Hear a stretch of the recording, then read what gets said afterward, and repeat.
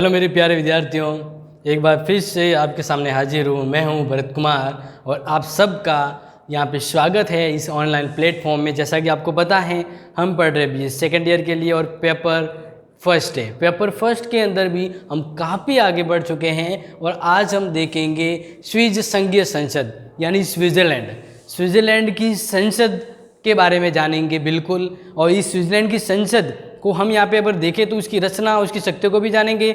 और वैसे मैं आपको बता दूँ, जिस तरह से भारत की जो संसद है वो द्विसदनात्मक है, वैसे ही यहाँ पे भी द्विसदनात्मक व्यवस्थापिका हैं। ठीक है ना, आपको ये पता होना चाहिए। जैसे हमारे यहाँ पे बात करें तो लोकसभा और राज्यसभा होती है, तो वैसे ही यहाँ पर बात करें तो यहाँ पर भी दो सदनीय व्यवस्थापिका हैं, जिसके अंतर्गत पहला, अगर मैं बात करूँ अपने पहले सदन की, जैसे अपने यहाँ पे लोकसभा है तो वहाँ पर क्या है, प्रतिनिधि सभा, फिर सीनेट।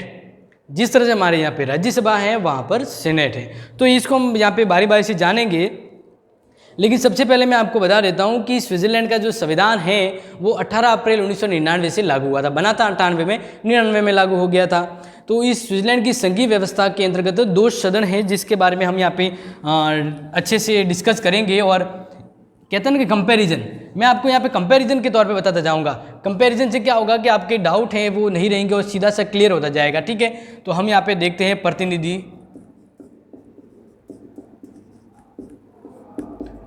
सभा।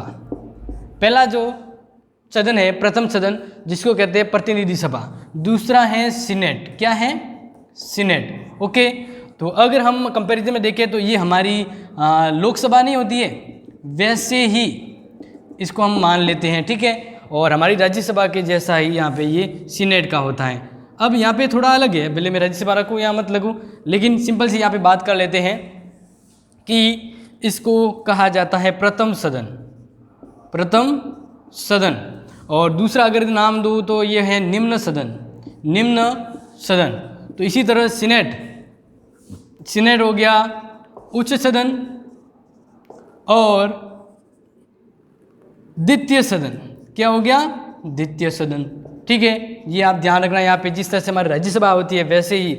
ओके, लेकिन एक्चुअली में देखो मैंने क्यों मिटाया यहाँ पे वर्ड, तो आपको बताना चाहूँगा क्योंकि यहाँ पे काफ़ी कुछ अलग है। जो राज्यसभा अपनी होती है उससे काफ़ी चीज़ें अलग हैं यहाँ पे, इसलिए मैंने यहाँ पे इसको मिटाया। लेकिन आप इसको ध्यान रखें कि हम यहाँ पे जो पढ़ रहे हैं उसमें आपको कोई भी डाउट नहीं होना चाहिए। ओके, तो अब बात ये आती है कि हम बात करते हैं प्रतिनिधि सभा की। जैसे अपने भारत की लोकसभा में टोटल जो संख्या हो सकती है वो 552 होती है, यानी 552 होती है। तो वैसे ही यहाँ पे जो स्विट्ज़रलैंड को लोकतंत्र का घर कहा जाता है, इस स्विट्ज़रलैंड का जो प्रथम सदन है, जिसको निम्न सदन कहा जाता है, उस सदन में सदस्य संख्या होती है 200। कितनी होती है? 200। ओके, तो हम यहाँ पे बात करेंगे सदस्य संख्या कितनी होती है? 200 सदस्य। ये आप ध्यान रखना है। तो इसी तरह यहाँ पे बात करें कि यहाँ पे कितने सदस्य होते हैं, सदस्य संख्या। ठीक है, तो यहाँ पे होते हैं 46। अब 46 को अगर मैं बताऊँ तो 20 जो राज्य हैं, 20 राज्य को यहाँ पे हम बोलते हैं कैंटन। क्या बोलते हैं? कैंटन। तो 20 जो कैंटन है वो बड़े कैंटन है, पूरे कैंटन है। तो इस 20 कैंटन से पर कैंटन से 2 सदस्य आते हैं। इस अकॉर्डिंग यानी जो पूरे कैंटन है वहाँ से कितने सदस्य आ गए? 40। इसके अलावा जो शेष जो सदस्य आते हैं वो वहाँ के, यानी स्विट्ज़रलैंड में अर्ध कैंटन भी हैं। क्या है? अर्ध कैंटन, यानी पूरी तरह से कैंटन, पूरी तरह से राज्य नहीं। जहाँ पूरे राज्य हैं, पूरी तरह से राज्य, यानी कि कहते हैं ना पूरा एक कैंटन कहा जाता है। तो कैंटन जब एक यहाँ पे कहने का मतलब हमारे यहाँ पे केंद्र शासित प्रदेश है, वैसे यहाँ पे अर्ध कैंटन कहे जाते हैं। ठीक है, तो केंद्र शासित है, उसी तरह यहाँ पे अर्ध कैंटन है। तो प्रति कैंटन से एक सदस्य सीनेट में आएगा, निर्वाचित होके। लेकिन जो पूरा कैंटन यानी पूरे राज्य, वहाँ से प्रत्येक राज्य से 2 सदस्य आएंगे। तो यहाँ पे ये बराबर दिया हुआ है। ठीक है, तो इस तरह से यहाँ पे 40 हो गए और इधर से 6 हो गए, यानी 46। तो अब मैं आपको बताना चाहूँगा, आप समझ रहे हैं कि यहाँ पे जो प्रतिनिधित्व दिया गया है, यहाँ पे जनसंख्या के आधार पे, जनसंख्या के आधार पर प्रतिनिधित्व है। समझ में आ रहा है? जनसंख्या के आधार पे प्रतिनिधित्व है, ये आपको समझना है। यानी कोई अगर बड़ा कैंटन है, बड़ा राज्य है, तो वहाँ पे ज़्यादा संख्या होगी प्रतिनिधि सभा में, छोटा राज्य तो कम आएगी। ठीक है ना? जैसे अपने लोकसभा की बात करें तो राजस्थान थे 25 सदस्य आते लोकसभा में, लेकिन अगर यूपी से बात करें तो 81 आते। तो क्यों? तो ये डिफरेंसेस है, क्योंकि जनसंख्या के आधार पे है। इसी तरह यहाँ पे समान प्रतिनिधित्व क्या है? समान प्रतिनिधित्व है, भले राज्य जनसंख्या आधार में छोटा है बड़ा है, ठीक है, लेकिन जो अर्ध संघ है ना, उस वहाँ से एक सदस्य आता है और जो पूरे कैंटन है वहाँ से 2 आते हैं। तो ये तो होगी संख्या के आधार पे। ठीक है, अब नेक्स्ट हम बात करें, नेक्स्ट बात आती है चुनाव। ठीक है ना? चुनाव प्रणाली।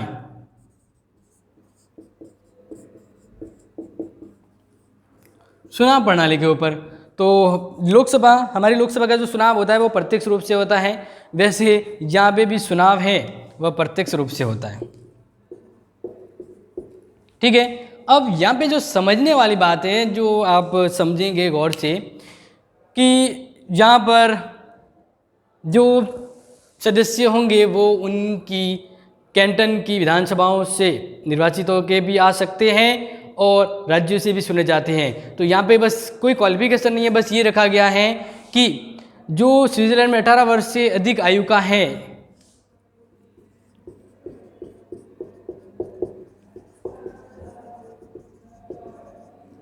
ठीक है, तो वो इस स्विट्जरलैंड की चुनावी प्रक्रिया में भाग ले सकता है, मतदान दे सकता है। लेकिन ध्यान ये रखना है कि अगर कैंटन की बात करें, जैसे ज्यूरिख और बर्ग, वहाँ पे कैंटन है बड़े बड़े, तो अगर कैंटन ज्यूरिख से अगर कोई व्यक्ति है वो प्रतिनिधि सभा का सदस्य बनना चाहता है तो वो वहाँ का नागरिक होना चाहिए, दूसरी वहाँ का नागरिक नहीं होना चाहिए। तो ये यहाँ पे ध्यान रखना होता है प्रत्यक्ष। ओके, अब ये बिल्कुल कॉमन चीज़ है, यहाँ पे आप ध्यान रखेंगे कि हम बात करें अगर सीनेट की, तो सीनेट में भी यही रखा गया है कि चुनाव के अंतर्गत समस्त कैंटन है जो भाग लेता है, तो इसके अंतर्गत ये व्यवस्था कर दी गई है कि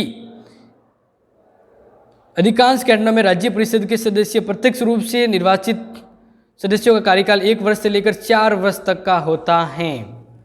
यहाँ पे जो सदस्य आते हैं, ठीक है ना, अब बात करें यहाँ पर की, यहाँ पे कितने साल के लिए आते हैं, तो यहाँ पे दिया हुआ, जैसे मैंने आपको शायद नहीं बताया हो, मैं आपको बता देता हूँ।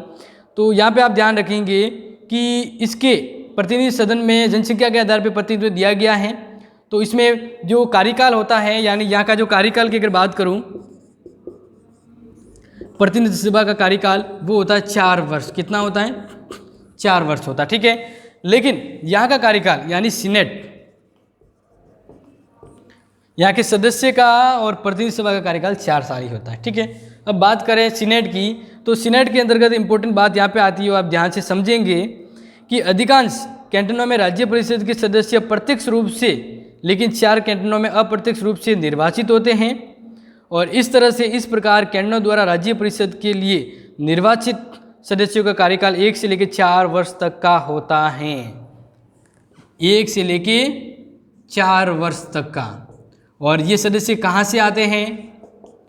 कैंटनों की राज्य परिषद से, कैंटनों की राज्य परिषदों से।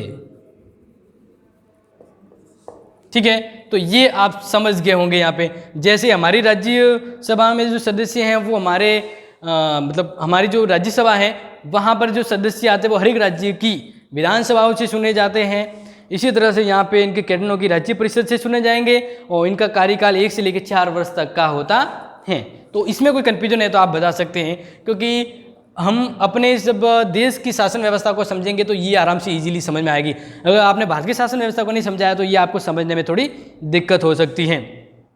ओके, तो वर्तमान संविधान के अंतर्गत व्यवहार में यही स्थिति है कि द्वितीय सदन के सदस्य संघीय व्यवस्थापिका में स्विस जनता का नहीं वरन कैंटनों का प्रतिनिधित्व करते हैं, क्योंकि डायरेक्ट जनता के प्रतिनिधि नहीं हुए हैं, ये उनके राज्य कैंटनों के राज्य परिषद से आते हैं, तो कैंटनों का प्रतिनिधित्व करते हैं। इस तरह से इसको सीधी कैंटनों से शक्ति प्राप्त होती है। अब ये तो हो गया यहाँ पे क्लियर कि सदस्य संख्या कितनी है, कार्यकाल कितना है, जनसंख्या कितनी, मतलब सदस्य कितने हो सकते हैं। अब हम बात करें यहाँ पे पदाधिकारी कौन होते हैं इसमें, ठीक है ना, तो मैं बताना चाहूँगा यहाँ पर एक अध्यक्ष होता है और एक होता है उपाध्यक्ष। ये आपको ध्यान रह जाएगा, अध्यक्ष और उपाध्यक्ष। इसी तरह सीनेट के अंदर भी सीनेटर यदि कार्यवाही को चलाने के लिए अध्यक्ष होते हैं और कौन होता है, उपाध्यक्ष। कौन होता है, उपाध्यक्ष। तो ये आप ध्यान रखें दोनों में ही होते हैं। जैसे अपने लोकसभा में अध्यक्ष उपाध्यक्ष होते हैं, राज्यसभा में सभापति उपसभापति होता है, लेकिन यहाँ पे दोनों तरफ से अध्यक्ष और वॉइस कह सकते हैं कि जो उपाध्यक्ष होता है वो शामिल होता है यहाँ पे। अब प्रत्येक सदस्य अपने सदस्यों में से 1 वर्ष की अवधि के लिए अध्यक्ष, प्रथम उपाध्यक्ष और द्वितीय उपाध्यक्ष चुना जाएगा। यानी इनका कार्यकाल कहें कि अध्यक्ष कितने वर्ष के लिए बना जाता है, तो 1 वर्ष।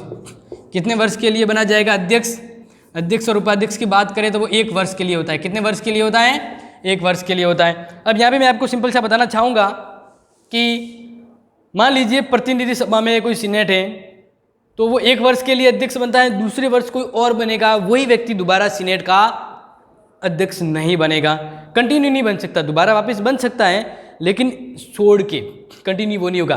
अब ध्यान रखिए यहाँ पे एक अध्यक्ष है, एक उपाध्यक्ष है, ठीक है। तो ये कंडीशन रखा गया है कि अध्यक्ष और उपाध्यक्ष दोनों एक ही कैंटन से एक समय में नहीं हो सकते।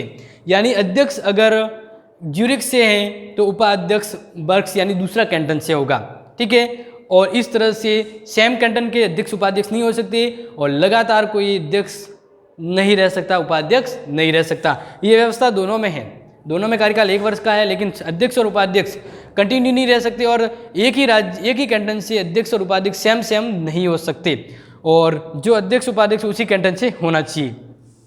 इसके अलावा यहाँ पे मैं बात करूँ तो ये परंपरा यहाँ पे है कि जो अध्यक्ष होता है, ठीक है ना, उस अध्यक्ष को निर्णायक मत देने का अधिकार होता है। इसके अलावा वो कार्रवाई संचालन करता है, बाकी मतदान नहीं कर सकता।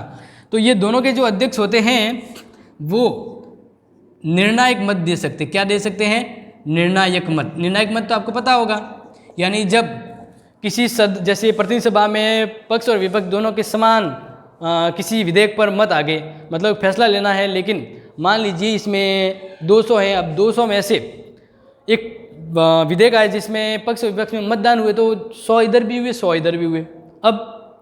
अब डिसीजन तो होगा ही नहीं ना कि भाई पास करना है नहीं करना है। तब वहाँ पे यहाँ का अध्यक्ष है वो निर्णायक मत का प्रयोग करता है, जिसके पक्ष में जाएगा वो कानून विधेयक बन जाता है।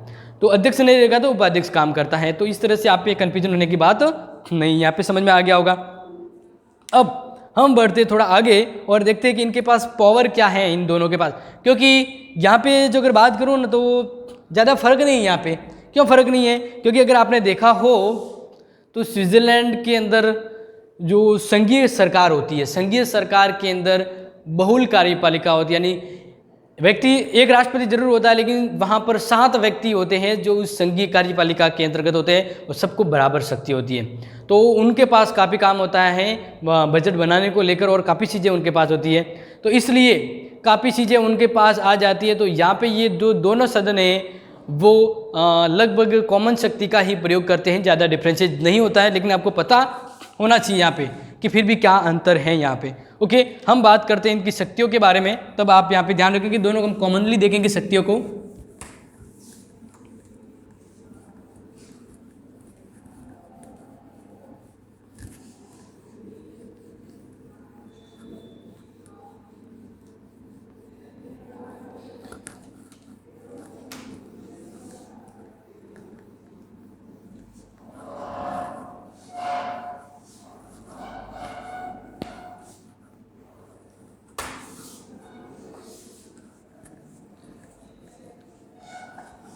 तो प्यारे विद्यार्थियों, अगर आपको कुछ समझ नहीं आ रहा है ना तो आप कमेंट बॉक्स में मेंशन कर सकते हैं, ठीक है ना। कि ऐसा नहीं कि भाई हम पढ़ाते जा रहे हैं और आप पढ़ते जा रहे हैं लेकिन आप कोई क्वेश्चन नहीं करोगे। क्वेश्चन करना चाहिए, क्योंकि इससे पता लगता है कि आपको समझ में आ रहा है कि नहीं आ रहा है। वरना कुछ की लोग क्या होता है, बस वीडियो खोल दिया और चालू कर दिया, बस कोई आप समझ आ रहा है नहीं आ रहा है, कोई मतलब नहीं होता उनसे।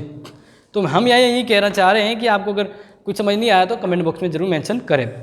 ओके, तो अब हम यहाँ पे बात करते हैं। तो संघीय संसद कहा जाता है, कोई भी जो विधेयक होता है, कोई भी विधेयक, वह दोनों की स्वीकृति के बाद ही कानून का रूप लेता है। सबसे पहले तो आप ये ध्यान रखेंगे, दोनों की यानी अलग अलग अधिवेशन के बारे में विचार विमर्श और पारित अलग अलग होता है, लेकिन दोनों में पास होने के बाद ही वह विधेयक का रूप लेता है। तो ये आप ध्यान रखना है। और इसकी गणपूर्ति की अगर बात करें कि कोई मीटिंग पर फैसला लेना हो तो सीनेट की गणपूर्ति कितनी होती है? बहुमत। जितने सदस्य उसका बहुमत होना चाहिए, तभी किसी भी विधेयक पर फैसला लिया जा सकता है, ये आप ध्यान रखेंगे। और संयुक्त के प्रत्येक बैठक होती है, संयुक्त बैठक भी होती है। अगर पूछा जाए इन दोनों की संयुक्त बैठक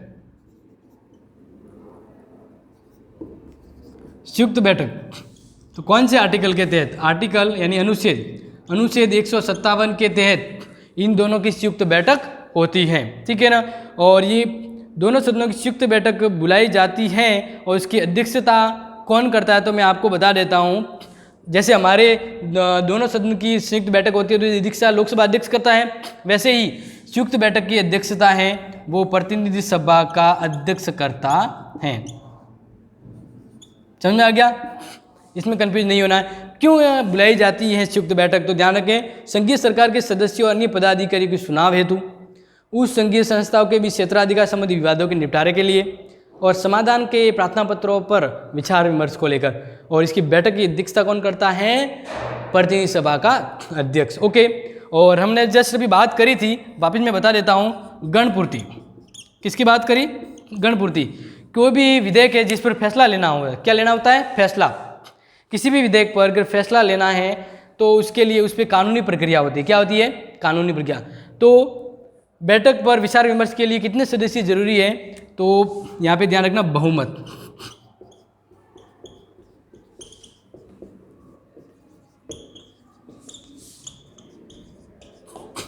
जैसे मान लीजिए सीनेट, अब सीनेट के अंदर कोई विधेयक आया जिसको पास करना है तो उसके लिए कितने सदस्य होने चाहिए? बहुमत, सदस्यों का बहुमत होना चाहिए। यानी टोटल संख्या कितनी है? 46। इसका अगर बहुमत करें तो 24 होना चाहिए। कितना होना चाहिए? 24 होना चाहिए। अगर 24 सदस्य प्रेजेंट है तभी विचार विमर्श होगा। तो गणपूर्ति के बारे में आप ध्यान रखेंगे।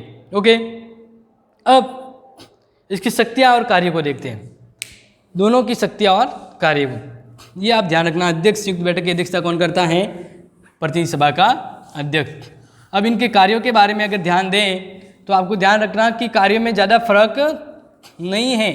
क्यों नहीं है? क्योंकि बजट का निर्माण संघीय सरकार करती है, संघीय संसद नहीं करती है। ये आप ध्यान रखेंगे इस चीज़ का।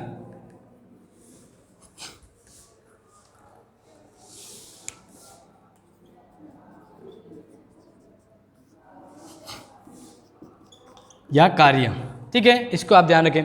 तो सबसे पहला काम यानी सबसे पहली जो शक्ति है वो विधायी शक्ति।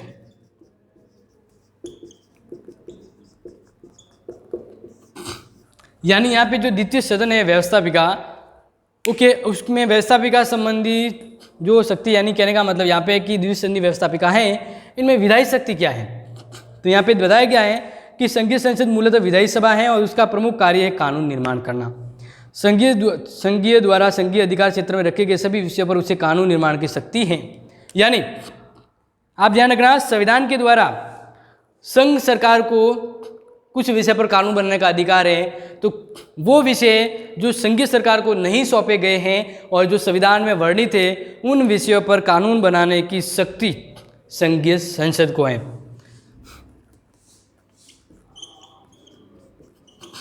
कानून निर्माण, ध्यान रखना, मैं यहाँ पे दो वर्ड बोल रहा हूँ। संघीय सरकार होती है बहुल कार्यपालिका, जिसमें 7 सदस्य मिलकर काम करते हैं, वे कानून भी बनाते हैं। लेकिन संविधान के अंतर्गत कुछ ऐसे मामले जो संघीय सरकार को नहीं दिए, उन अधिकारों पर कानून बनाने की शक्ति है वह संघीय संसद को है, कानून निर्माण की। समझ में आ गया? दूसरा बात करें संविधान में संशोधन,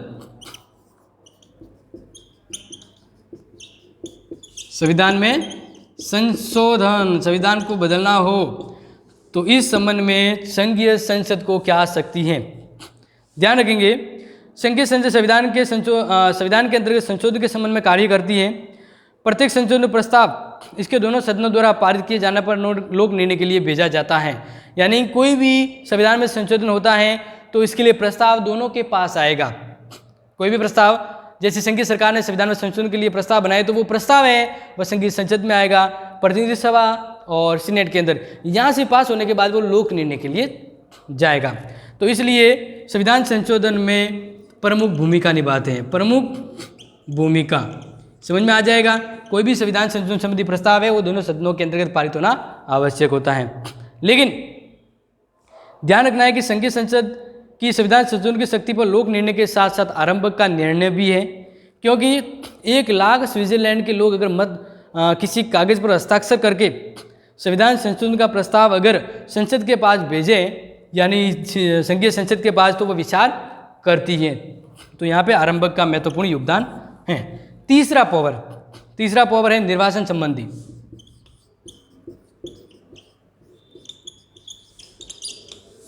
निर्वाचन संबंधी शक्तियाँ, यानी आपको पता होगा बहुत से महत्वपूर्ण जो विभाग के जो मंत्री होते हैं, पदाधिकारी होते हैं, उन पदाधिकारियों की नियुक्तियों के निर्वाचन के संबंध में शक्तियाँ इनके पास है। जैसे संघीय संसद को स्विस संघ की महत्वपूर्ण संस्थाओं के सदस्यों की नियुक्ति का अधिकार है। संघीय संसद की नियुक्ति निर्वाचन के आधार पर होती है। संविधान के अनुसार संघीय परिषद व संघीय न्यायालय के सदस्यों, संघ के चांसलर, संकट काल में मुख्य सेनापति के चुनने का अधिकार किसको है? संघीय संसद को है। समझ में आ जाएगा। तो इसके संबंध में ये चीज़ आप ध्यान रखेंगे। अब एक कार्यपालिका शक्ति,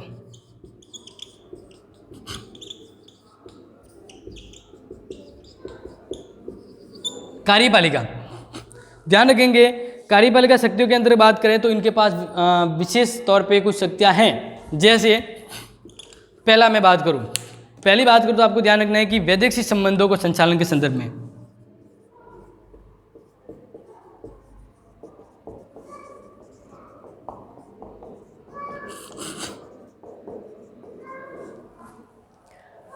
इस पॉइंट में ध्यान रखेंगे।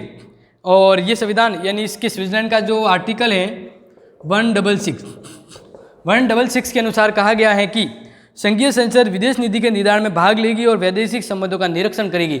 यानी संधि समझौते वगैरह किए तो जाते हैं संघ सरकार के द्वारा किए जाते हैं, लेकिन संघ सरकार के द्वारा किए गए जो कार्य है उसके ऊपर देख रेख, उसका निरीक्षण और निर्धारण है वह संघीय संसद करती है। ये चीज़ आपको ध्यान रखना है यहाँ पे। नेक्स्ट है संघीय सत्ताओं का निरीक्षण।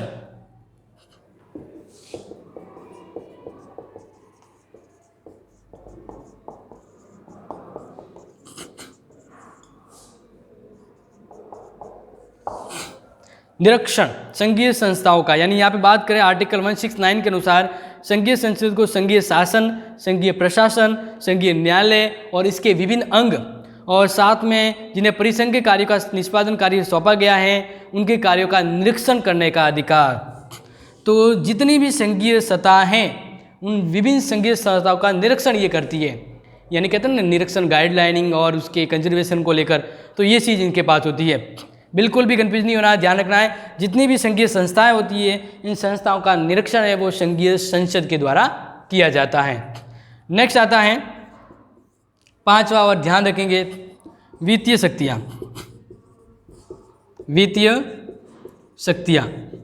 आपको एक चीज़ बताऊं, अगर आपको ध्यान हो तो हमारे यहाँ पे जो बजट निर्माण जो होता है वह वित्त मंत्री के अंतर्गत लोकसभा के द्वारा होता है, ठीक है ना। मंत्रिमंडल बनाती है, मतलब ये जो बजट है वो मंत्रिमंडल बनाता है, लेकिन वो पास होता है वो लोकसभा राज्यसभा के अंतर्गत होता है।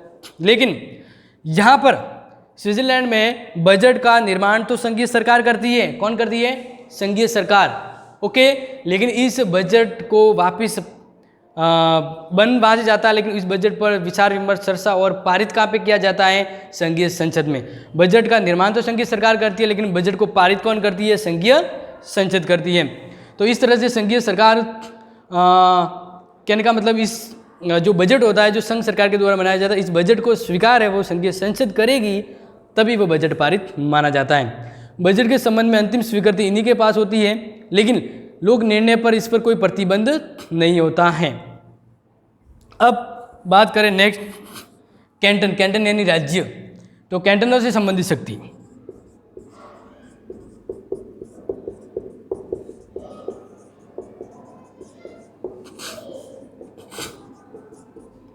कैंटनों से संबंधित, जैसे हमारी राज्यसभा के पास जो पावर होता है कि अगर कोई भी राज्य अपना नाम बदलना है, नाम परिवर्तन करना है, या कोई भी चीज़ है जो राज्य को लेकर विवाद उत्पन्न करती है, तो लोकसभा राज्यसभा दोनों मिलकर काम करते हैं। लेकिन जो अखिल भारतीय सेवाओं को नई बनानी हो, नई सेवा लागू करनी हो, तो राज्यसभा के द्वारा अनुच्छेद 312 के तहत एक आर्टिकल के तहत शक्ति का प्रयोग करते हैं। तो ऐसे ही यहाँ पे कैंटन यानी राज्यों के संबंध में भी संघीय संसद को पावर है। क्या पावर है? तो देखिए, संघीय संसद को यह भी अधिकार प्राप्त है कि वह कैंटनों के संविधान और उसके संशोधन की उचित जांच करे। यानी कैंटनों का अलग अलग संविधान होता है, तो उनके संविधान संशोधन संबंधी जो प्रस्ताव होता है उसकी जांच संघीय संसद के द्वारा की जाती है। क्योंकि जो कैंटन होते हैं वो कोई गलत संविधान पास न करते, तो उसकी जांच इसके द्वारा की जाती है। इसके अलावा कैंटन परस्पर जो संधियाँ करते हैं दूसरे देशों से या आपस में जो संधियाँ होती है, तो उन संधियों पर अनुमोदन संघीय संसद का जरूरी होता है। एंड लास्ट हम कहें कि संघीय संसद की क्या शक्ति है? लास्ट है न्यायिक शक्ति। इधर लिख देते हैं,